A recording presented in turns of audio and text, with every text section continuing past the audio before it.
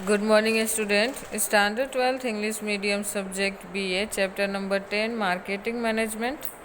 आज हमारा जो क्वेश्चन है वो है difference between marketing and selling. Okay, generally अगर हमसे कोई पूछ ले कि मार्केटिंग और सेलिंग में क्या डिफरेंस है तो जनरली हमें खबर नहीं पड़ता कि क्या डिफरेंस है।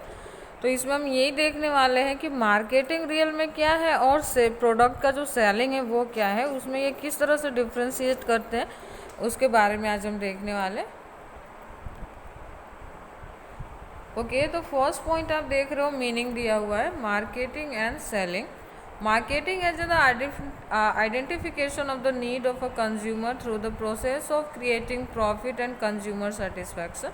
मार्केटिंग क्या है? तो मार्केट रिसर्च करना कि किस तरह से आप कंज्यूमर के नीड्स एंड उनके जो रिक्वायरमेंट्स है उसको आप फुलफिल करते हो, और साथ में आपको कंज्यूमर के नीड्स तो फुलफिल करने, उनको सेटिस्फाई तो करना है, और साथ में फर्म को आपको प्रॉफिट भी दिलाने हैं। तो इस तरह से आपको मार्केटिंग करनी है। अगर वहीं हम सेलिंग की बात करें तो exchange of goods and service for money is known as selling. लेकिन जब हम गुड्स एंड सर्विस को एक्सचेंज करते हैं मनी के थ्रू तो वो क्या हो जाता है? सेलिंग होता है।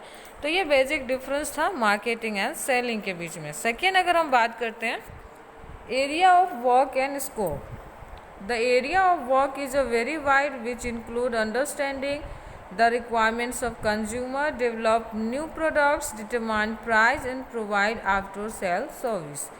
Area and work scope marketing का क्या है? तो मार्केटिंग का जो स्कोप है ना वो बहुत ही वाइड है, जिसमें ना कंज्यूमर के रिक्वायरमेंट्स को, उनके नीड्स को सबसे पहले तो अंडरस्टैंड करना होता है। उसके अकॉर्डिंग टू देयर नीड्स हमें ना क्या करने पड़ते हैं? न्यू प्रोडक्ट डेवलप करने पड़ते हैं, प्राइस सेट करने पड़ते हैं, एंड आफ्टर सेल सर्विस हमें उन्हें प्रोवाइड करना रहता है। जबकि अगर सेलिंग के वर्क एरिया की बात करें तो the work area is a limited which include the transfer of ownership of product from the seller to the consumer. इसमें हम सिर्फ एक बहुत ईजी वे में काम करते हैं, जिसका बहुत ही लिमिटेड स्कोप होता है, जिसमें हम क्या करते हैं कि सिर्फ ओनरशिप ट्रांसफ़र करते हैं, हम उनसे पैसे लेते हैं और प्रोडक्ट हम कंज्यूमर तक पहुंचा देते हैं। थर्ड की बात करें तो थर्ड है objective earning of profit through consumer satisfaction.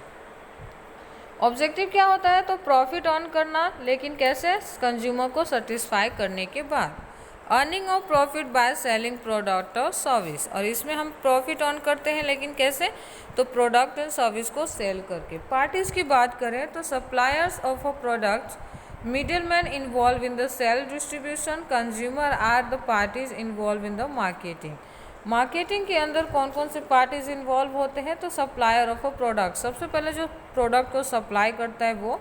Middleman, जिसमें होलसेलर एंड रिटेलर होता है, ठीक है, एंड लास्ट वन होते हैं डिस्ट्रीब्यूटर्स, और जिसको हम कंज्यूमर तक पहुंचाते हैं। तो इसमें इनडायरेक्टली अगर हम बात करें तो 4 to 5 पार्टीज इन्वॉल्व होते हैं, जबकि इसमें buyer and seller are the parties are involve. इसमें एक बायर होते हैं और दूसरा सेलर, यानी इसमें अगर हम टोटली बात करें तो 2 पार्टीज इन्वॉल्व होते हैं। Beginning and the end, marketing process begin with the market research and goes till after sale service. Marketing process में शुरुआत कहाँ से होती है और ये प्रोसेस एंड कहाँ पे होता है? तो हम मार्केट रिसर्च से इसकी बिगनिंग करते हैं एंड एंड कहाँ करते हैं? तो आफ्टर सेल सर्विस पे। Sales start after the production and end with the provide goods और सर्विस टू द कंज्यूमर। इसमें सेल्स में क्या होता है? तो ये स्टार्ट कहाँ से होता है? तो प्रोडक्शन से, एंड लास्ट कहाँ पे होता है? तो हम प्रोडक्ट एंड सर्विस को कंज्यूमर तक पहुँचाते हैं, यानी ये एंड होता है इसका। नीड्स की बात करें, needs for capital, storing of product, gradation, packing, labelling, transportation of a goods of require considerable working capital. Okay, needs for capital, capital की नीड्स कहाँ पे होती है? तो इन सारे कामों के लिए आपने देखा कि मार्केटिंग के अंदर कैपिटल रिक्वायरमेंट्स होती है। जबकि अगर हम सेलिंग की बात करें तो due to the restricted area of operation working capital requirement is a less. लेकिन सेलिंग का जो वर्किंग एरिया है वो लिमिटेड है, इसलिए जो कैपिटल रिक्वायरमेंट्स है वो भी कम रहेगी। 7 नंबर की बात करें, direction of efforts.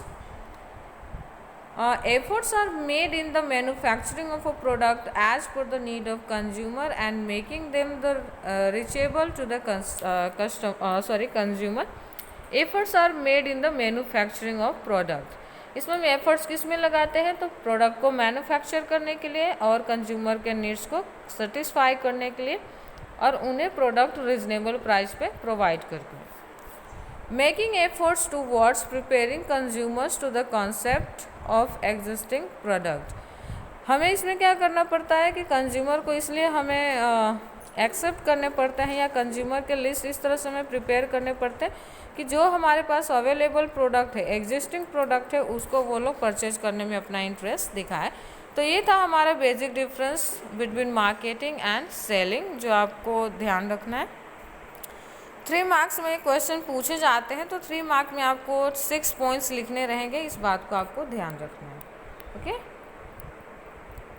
Thank you.